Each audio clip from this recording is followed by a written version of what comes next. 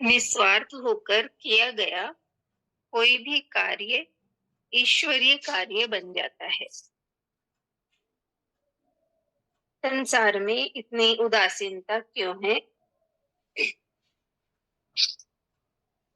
दुखी लोगों को देखकर भी उन्हें अनदेखा कर देना क्या हमें बड़ा आसान नहीं लगता? संसार के आंसुओं के साथ अपना कोई सराको स- संसार के आंसुओं के साथ अपना कोई सरोकार या दायित्व महसूस न करना हमें सबसे आसान तरीका लगता है। आतंकवाद है तो हो, भूख से मरते लोग हैं तो हो, मेरी नौकरानी के बच्चे फटे कपड़ों में रह रहे हैं तो रहे, मेरे ड्राइवर के बच्चे स्कूल नहीं जा पाते तो ना जाएं। यह तो उनका भाग्य है, मैं उनका भाग्य विधाता थोड़े ही बन सकता हूँ। दूसरों के दुख दर्द के पचड़े में पड़ना क्या परेशानी का कारण नहीं बन जाता? वह अपना सलीब ढो रहा है, यह उसका अपना सरदर्द है। उफ, कितनी उदासीनता है। जब तक मेरा जीवन ठीक ठाक चल रहा है, मुझे खाने को व्यंजन मिल रहे हैं, मेरा एक परिवार है जिसके साथ और जिसके लिए मैं जी रहा हूँ, भविष्य की पूर्ति के लिए मेरे पास काफी कुछ है, तब तक मेरे पड़ोसी पर क्या बीत रही है, उसकी गुजर बसर कैसे हो रही है, इससे मुझे क्या मतलब? उदासीनता क्रोध से भी बुरी होती है, घृणा से भी क्रूर होती है और बदले से भी बदतर होती है। क्रोध, घृणा और बदले के आवेग में दूसरों के लिए कोई तो भावना होती ही है, लेकिन उदासीनता तो दूसरे का होना या न होना बराबर कर देती है।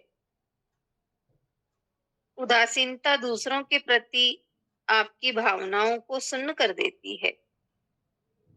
इस अर्थ में उदासीनता न केवल पाप है बल्कि सजा भी है। जो बेचारा सबसे कमजोर है उसके प्रति कुछ महसूस करना हमें सीखना चाहिए। दूसरों की आंखों में यदि हमें आंसू दिखे तो हमारी आंखों में कुछ तो नमी आनी चाहिए। हमें उदासीनता को तिलांजलि दे देनी चाहिए। हम खुद में बदलाव लाना हमें खुद में बदलाव लाना शुरू कर देना चाहिए। हम एक भूमिका निभा सकते हैं, हम एक बड़ी भूमिका निभा सकते हैं। जीवन ने जिनका साथ छोड़ दिया है, हम तो उनका साथ ना छोड़े। हालांकि ऐसा सोचना कि हम हर एक आंख का हर एक आंसू पोंछ डालेंगे, ये हमारे बूते की बात नहीं है। लेकिन जब तक संसार में आंसू बाकी है और हम में सांसें बाकी है, हम ऐसा करते रहना जारी तो रख ही सकते हैं। मैं इसे परिभाषित नहीं होता हूँ, मैं इससे परिभाषित नहीं होता हूँ कि मैं क्या हूँ, बल्कि इससे होता हूँ कि मैं किसका प्रतिनिधित्व करता हूँ। साधारण लोग भी असीम संभावनाएं प्रकट कर देते हैं जब वे अपने से महान किसी लक्ष्य के साथ तादात्म्य स्थापित कर लेते हैं।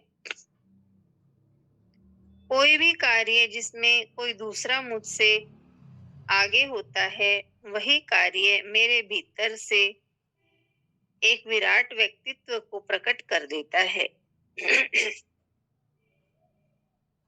निस्वार्थ होकर किया गया कोई भी कार्य ईश्वरीय कार्य बन जाता है।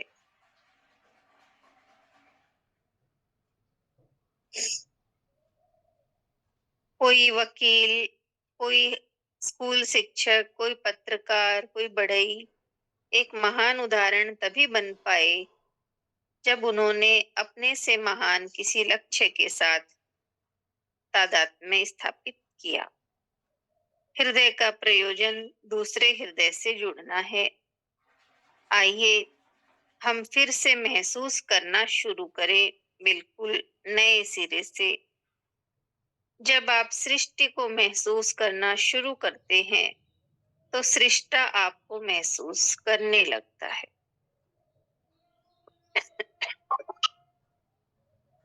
इतना ही है लेसन। निस्वार्थ होकर किया गया कोई भी कार्य ईश्वरीय कार्य बन जाता है। तो संसार में इतनी उदासीनता क्यों है? लोग दुखी लोगों को देखकर अनदेखा कर देते हैं। उनके भीतर कोई भावना नहीं रहती दुखी लोगों को देखकर। यही सोचते हैं कि मेरे पास सब कुछ है, मेरा काम अच्छे से चल रहा है, परिवार अच्छे से चल रहा है, तो फिर समाज में जो कुछ भी हो, मेरा क्या? कितने ही उदाहरण देखकर बताए कि आतंकवाद है तो है, ड्राइवर के बच्चे स्कूल नहीं जा रहे तो ना जाएं। तो ये उदासीनता है मनुष्य की दूसरे लोगों के प्रति, दुखी लोगों के प्रति। तो बस यही बताया है कि उदासीनता जो है वो क्रोध, घृणा इनसे भी बुरी होती है। उदासीनता से हमारी भावनाएं सुन्न हो जाती हैं। तो यही कहा है कि हमारी भी एक भूमिका होनी चाहिए। हम एक बड़ी भूमिका निभा सकते हैं।